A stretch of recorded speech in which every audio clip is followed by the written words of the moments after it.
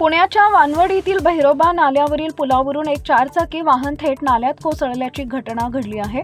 या दुर्घटनेत चालक गंभीर जखमी झाला होता। मात्र लष्करी अधिकारी आशिष कुमार यादव यांनी दाखवलेल्या धाडसामुळे चालकाचा जीव वाचला।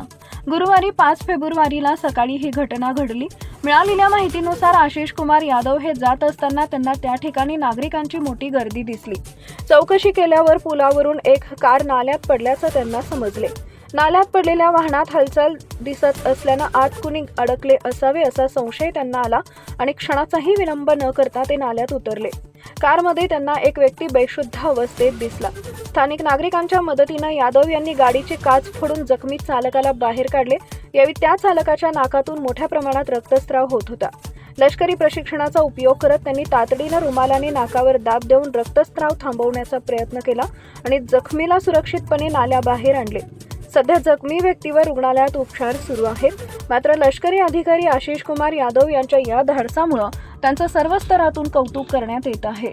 टाइम्स ऑफ महाराष्ट्रसाठी शिवानी लकडे यांचा रिपोर्ट, पुणे।